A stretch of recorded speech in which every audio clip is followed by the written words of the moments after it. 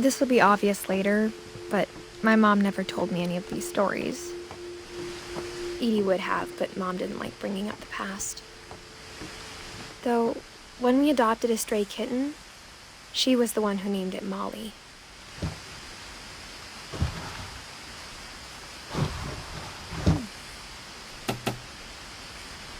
I spent a lot of time in Great-Grandma Edie's room.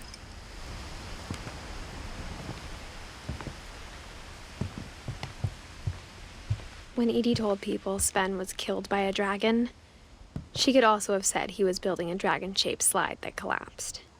She could have, but she didn't.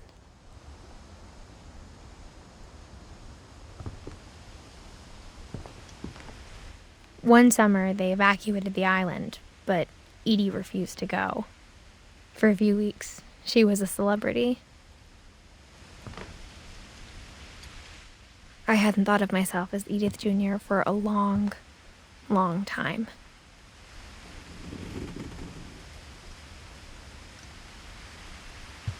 Edie gave a big interview about a mole man living under the Finch house. My mom was furious.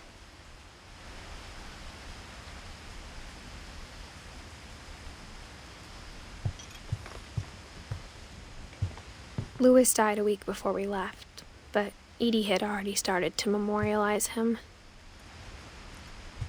Her room was like a museum. For 500 years, the Finches have been famous throughout Norway for their fortune and misfortune.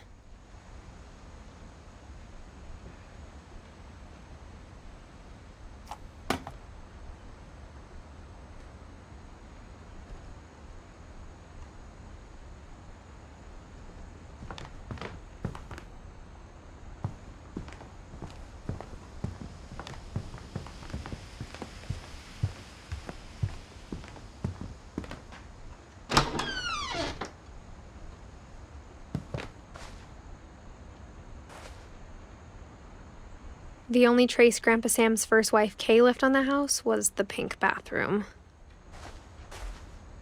It was a pretty big trace.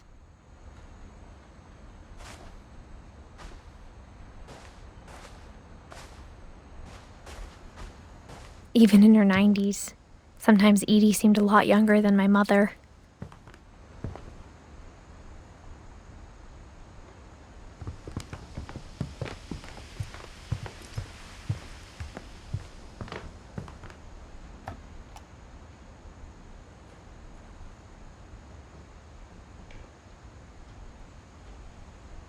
Odin Finch buries the latest victims of the family curse, his wife Ingeborg and their newborn son, Johan. On January 7th, 1937, he set sail with his family and his house, hoping to leave the curse behind. But 40-foot waves off the coast of Washington send the house and Odin to the bottom of the sea. Odin's daughter Edie, with husband Sven and baby Molly, step ashore on their new home, Orcas Island. Odin Finch is the first to be buried in the new family cemetery. His daughter Edie is already dreaming of a new Finch house.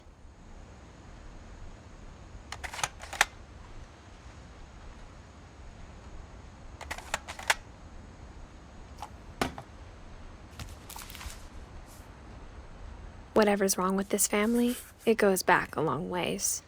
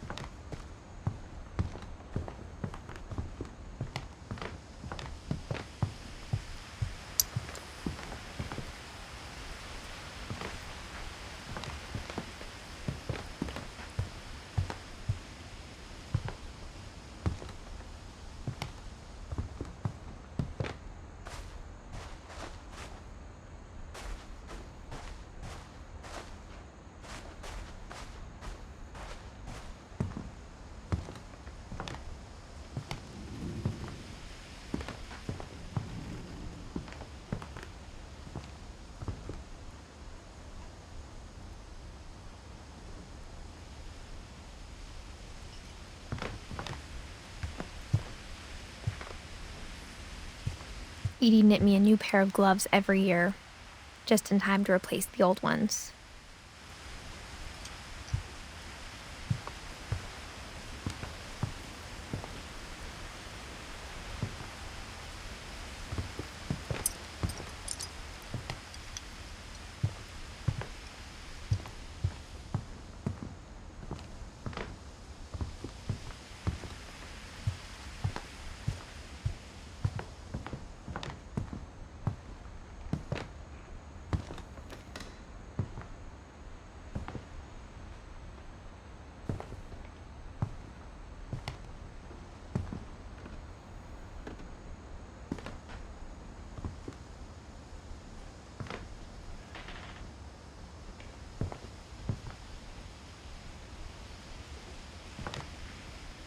Great-grandma had always been the family's biggest fan.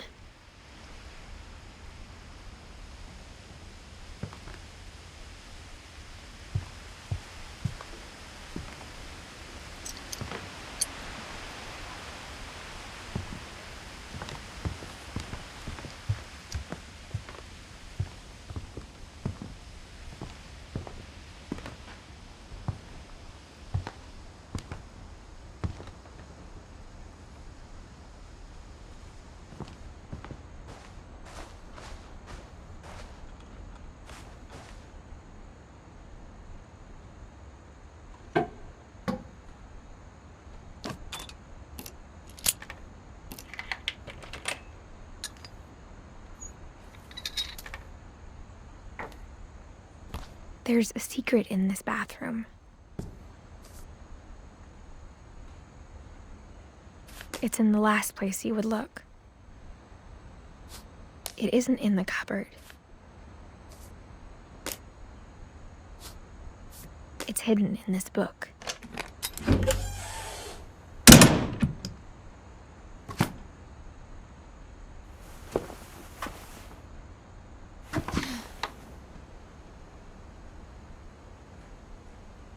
Sven gave Sam an old camera he'd refurbished. He never put it down.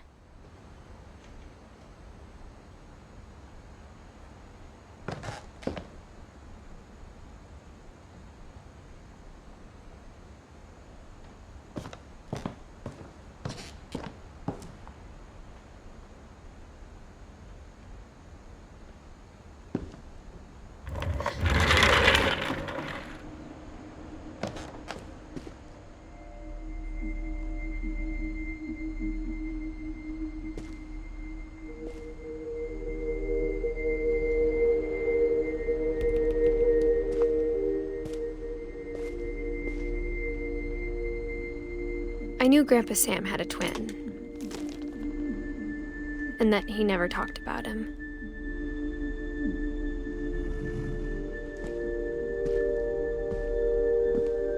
I guess my grandpa didn't like history any more than my mom did.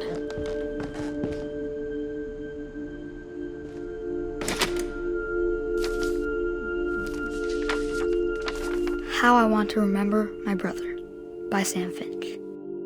The thing I remember is that when he made up his mind, that was it.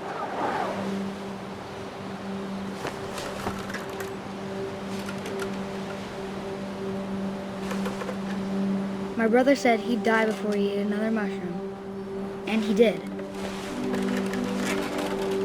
At Barbara's funeral, we swore we'd never be afraid again, and he wasn't. I think Calvin always wanted to fly.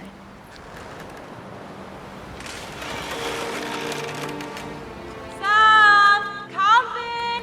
Dinner's ready! Coming! But that day, he finally made up his mind to do it. I told him going around was impossible. Maybe if I hadn't said that, Calvin! I'm not gonna tell you again! maybe if the wind hadn't picked up, then maybe he'd still be here. But I doubt it. I think he'd already made up his mind. That's what I want to remember about my brother.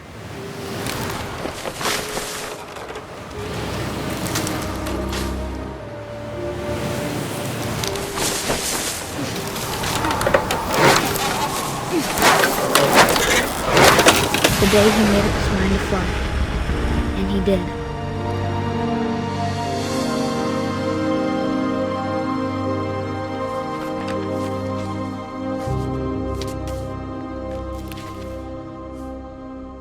Calvin's story felt strangely familiar.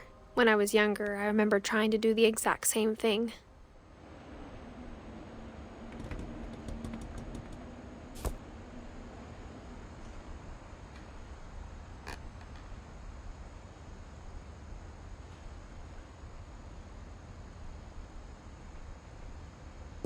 After the funeral, Edie roped off Calvin's half of the room.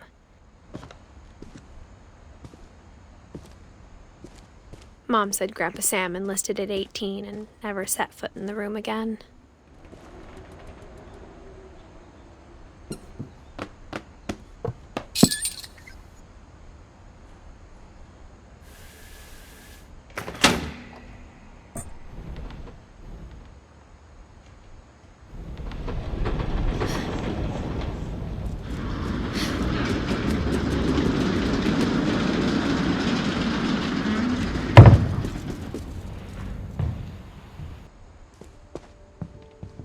The passages were a pretty tight fit. They'd obviously been built for smaller hands and bellies.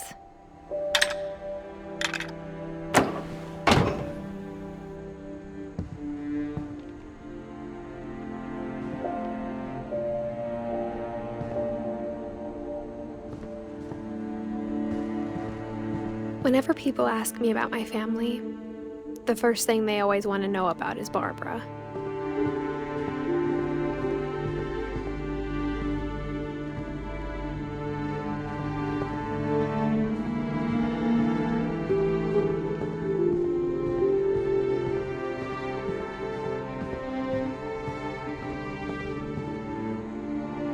Edie's father, Odin, built the original house.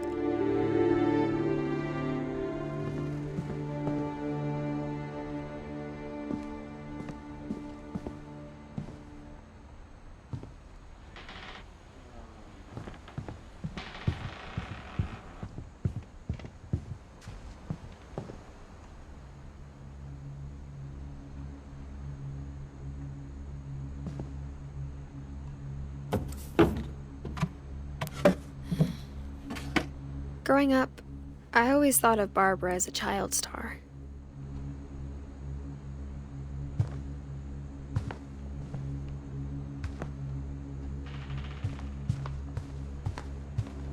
I never thought about how hard it must have been for her afterwards.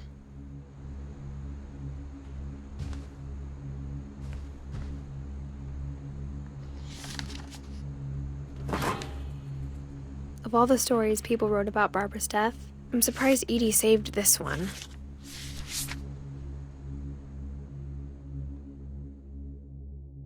Old Jack here with another ghastly tale inspired by America's most unfortunate family. I'm calling it The Surprise Ending of Barbara Finch.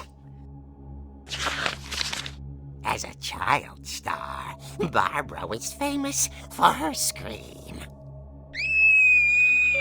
Now at 16, she was all washed up, a has-been.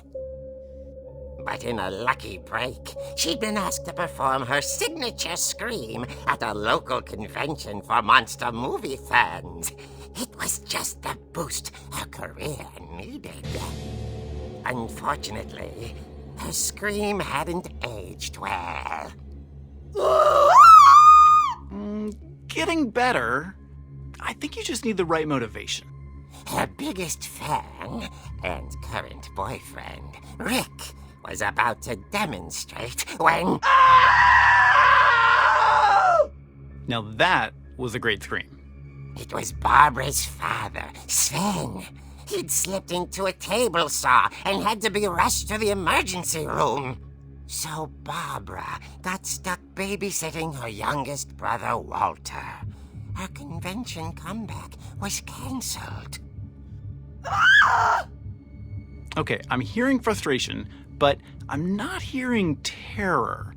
What if I tried... A gang of hoodlums in Halloween masks have been terrorizing Orcas Island tonight. Police are urging residents to... That came from the basement. You're right! Also, I loved your delivery on that. Why is your basement door locked? Because my dad likes making puzzles and secret passages. There's a key hidden in the music box. The secret is to keep winding and winding until finally the key pops out. Thanks, babe. I'll be back in a sec. 20 minutes later, Rick hadn't returned. So Barbara went to look for him, right on cue. She reached for the music box. And as she wound the key, she listened for Rick, but the house was silent.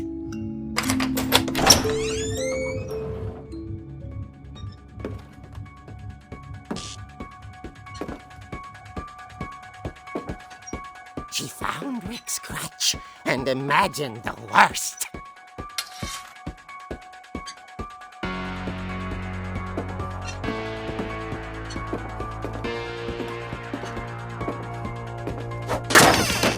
The gang's leader is the infamous Hookman killer, Dr. Carl Hamill, who impaled and then ate his family 10 years ago tonight.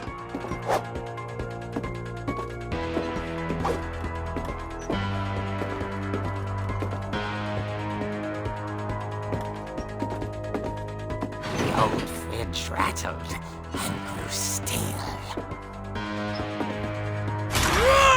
Oh dear! Oh! Rick? Barb, relax. I was just trying to scare you to help you find your scream. Well, I'm not scared, Rick. I'm furious. Then act furious. All I'm getting from you now is that you're hurt and confused and She threw him out, but she kept a little something to remember him by. Barb, have you seen my other crutch?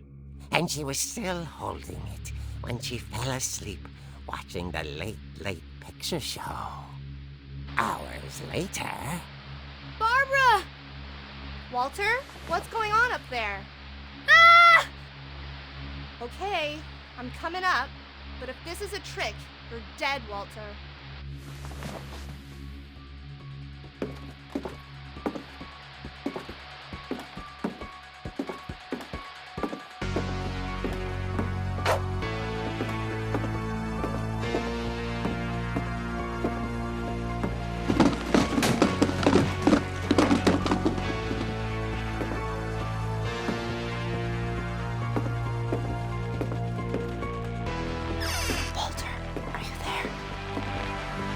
Walter had vanished, but his bedside radio was still on. Orcas Island police describe the man as 6 feet tall, with a steel hook for a hand. Residents are urged to lock all doors and windows and notify the police of any suspicious activity. Barbara turned, saw the hook man, and was speechless. He was quite smashing. And whoever he was, he couldn't get enough of Barbara. Okay, Barbara, there's gotta be another way out of here. That night, she played her part beautifully.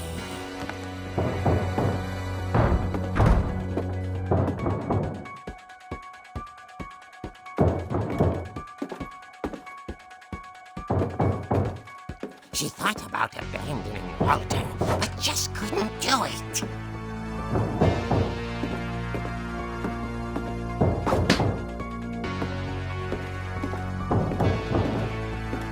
Molly's door hadn't been opened in years. The hinges groaned.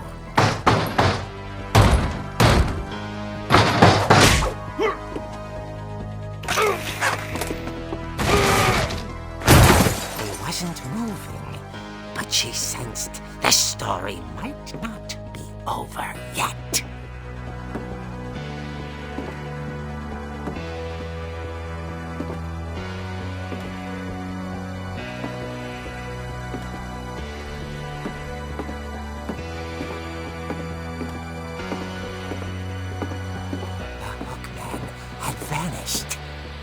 listened for his breathing, but all she heard was...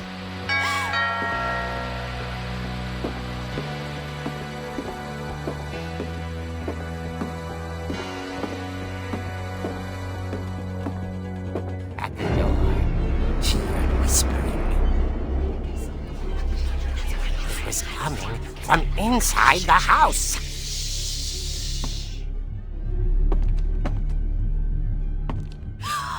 Oh dear.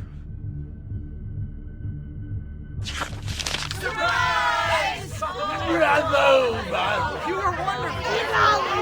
monsters had come to surprise her. For Barbara, it was a dream come true. Then she saw what kind of monsters they were, and she realized what was about to happen. She was going to be famous. And with her final breath, Barbara Finch gave the performance of her life.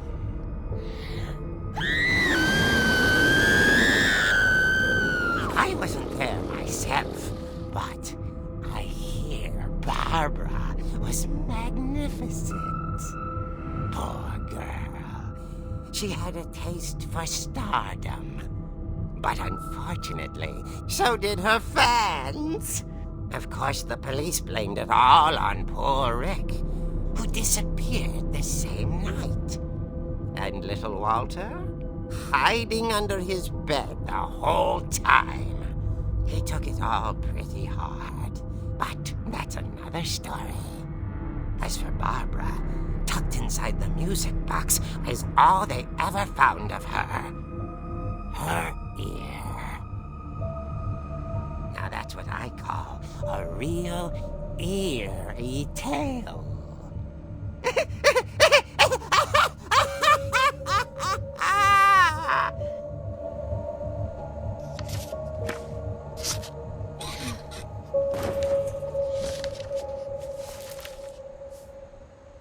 Edie told me all Barbara wanted was to be remembered, as absurd as that comic was. Maybe what Edie saw was a happy ending.